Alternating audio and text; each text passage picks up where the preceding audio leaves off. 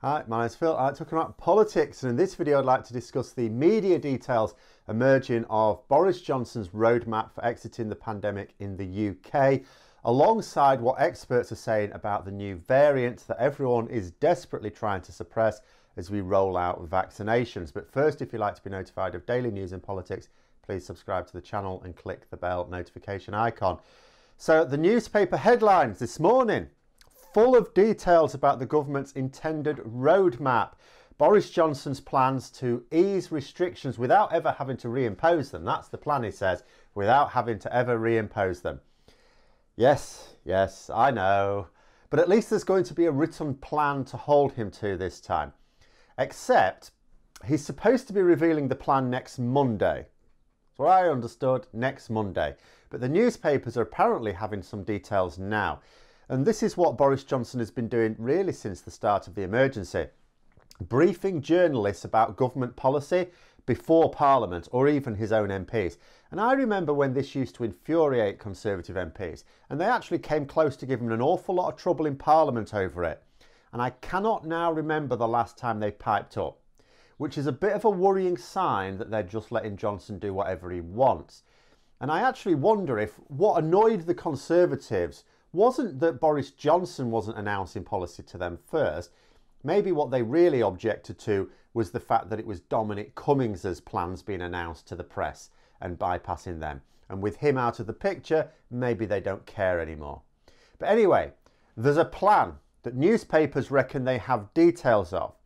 But to explain the importance of getting this plan right, there have been reports, scientific reports this time, examining the new variant known as B1525, which incorporates the E8494K mutation linked to vaccine resistance. Now, the point has been made that as we roll out the vaccine, we put pressure on different forms of the coronavirus more susceptible to the antibodies produced with vaccination. And this gives a competitive advantage to variants that have naturally more resistance, like B1525. This helps it become more dominant. Right now, it's believed to only exist in small numbers. Well, relatively small numbers. I suppose there's no such thing as small numbers when you're talking about viral reproduction. So it's absolutely vital that whatever strategy the Conservative government adopt does not make a mess of this. And yes, I'm sure that in time, new and better vaccines will be produced, but there's always uncertainty over when. And even when they are produced and cleared for use, it takes a very long time to vaccinate an entire country. And even without resistant variants, we know that antibodies don't last forever anyway. So we're going to need, at least annual boosters. This could get very, very messy very quickly. And in terms of the politics, so someone produced this awesome chart to show how the Conservatives operate. And for those who still believe that, well, yeah, it's a mess, but, the Conservatives are at least doing better than any alternative would have, study the chart. This is the chart. This is how they've operated from the start, and many times has this wheel turned.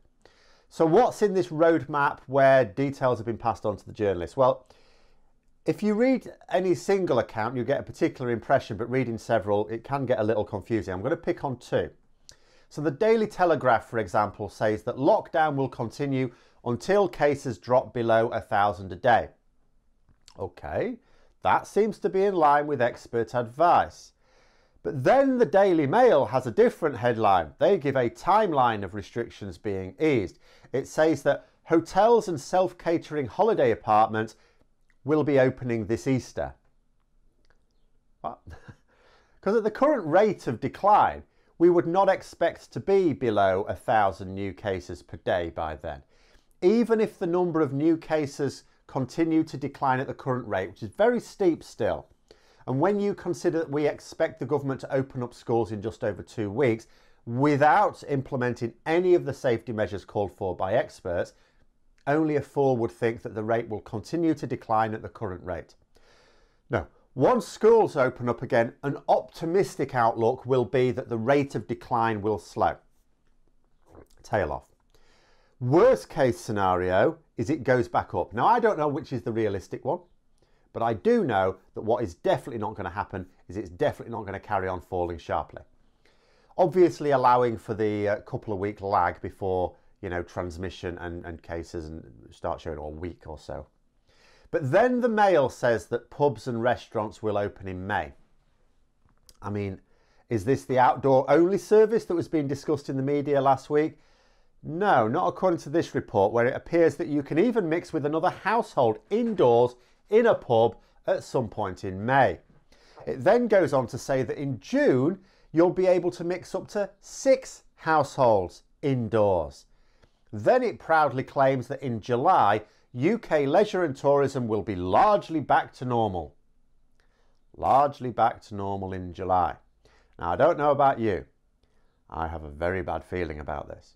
Because going back to that big old headline in the Telegraph about lockdown continuing until cases drop below 1,000 a day, and it's a bit of a misleading headline. I know the Telegraph don't normally do this. Is it that the government have briefed both papers differently to test the waters, you know, amongst the public before actually deciding the real plan? Because that's something, you know, that's what I would do. If I was going to be briefing newspapers about policy, that's what I would do. I'd maybe brief slightly different versions to different papers, test the water before actually deciding on the policy to go forward with. It may be that, but I don't think so, because when you read the actual article, it sort of can be tied together. I think the Telegraph's just lying with their headline, quite frankly, because I read the full article and it said, quote, lockdown is unlikely to be eased significantly until daily COVID cases are in the hundreds. So they're confusing lockdown with coronavirus restrictions here. And I suppose that's typical of a paper that treats any restriction as the worst privation imaginable. Lockdown is what we have now. Now, I'd like to avoid a round of semantics on poorly defined terms like lockdown, but I'm going to argue that a defining characteristic of a lockdown is that you don't leave the home without a good reason, which could be work that you can't complete at home, domestic necessities, emergencies, seeking healthcare, outdoor exercise. The second that you say that someone can leave the home for recreational reasons, it's not a lockdown. If you're allowed to go on holiday in Easter, that's not a lockdown. Never mind, lockdown won't be fully eased. Lockdown will be over, regardless of the language they use, the second they allow holidays. What sort of idiot would actually argue that a population allowed to go on holiday is in lockdown? So assuming that media reports are so far reasonably accurate, and we are seeing very similar information at the same time in different newspapers once you read the full articles and not so much the headlines, then this is what the picture looks like. So 1, schools opening March the 8th. Without being phased in, we do not know that for certain, but that is what has been reported. And without mandatory wearing of face masks or reducing the size of the huge classes crammed into poorly ventilated classrooms, without the called for air purification, this will at the very least slow down the rate of decline of new transmissions. And we also know that the newer variants spread more easily amongst younger people. So we're going to have millions of younger people crammed into poorly ventilated rooms for hours at a time without face masks on. Absolutely made of wind there, Prime Minister. Secondly, at Easter, people are going to be allowed to spread their local variants around the country, as those who can afford to will be allowed to go on holiday. No doubt you'll hear the expected complaints that how is it that I can go and stay in a hotel but I'm not allowed to visit my parents? So I expect a lot of parents' homes to be reclassified as self-catering apartments and invite friends and family around. Third, at this point, although the better weather may be helping, that's what we'd expect, we'll still be in a highly delusional state if we believe we're on track for getting the number of new cases below 1,000 per day. Now, there's all sorts of things in the mix here. Yes, the vaccine rollout should be much more advanced, of course, but it's not known to what extent vaccination will suppress the rate of transmission. Remember, the purpose of a vaccine is to stop people becoming ill, not to stop them transmitting the virus. You can even be immune, which the vaccine does not give you full immunity, but can be close to it. Not so sure with the newer variants. but it doesn't stop you becoming ill, becoming infectious, infecting others. It is expected that it will indirectly affect, help in that area, because if you don't become ill, if you don't suffer symptoms, if you're not coughing all over the place, you are less likely to transmit to others. But we don't know to what extent the vaccination will suppress the rate of transmission. Besides, if the vaccinations give that competitive edge to more resistant forms, and the rollout stalls when it meets, because we've got to remember, at the moment you can look at the rate of rollout and go, oh, this is brilliant. But what happens when it meets the brainless anti-vaxxers refusing to get their jabs? And also bear in mind that these brainless anti-vaxxers are also the ones who are much less likely to take general precautions when it comes to avoiding transmission. We could still be looking at a very bad situation. Frankly, for all the reports of Boris Johnson saying that they don't want to be tied down to dates and that they want to base it on the data, we know that this isn't the case. Look at the chart. This is how it will work. It has ever been thus. But those are my thoughts. Let me know yours in the comments below. Hope you found the video interesting. If you did, don't forget to click the like button. If you'd like to support the channel further, please also click the Patreon link for details. And until next time, I'll see you later.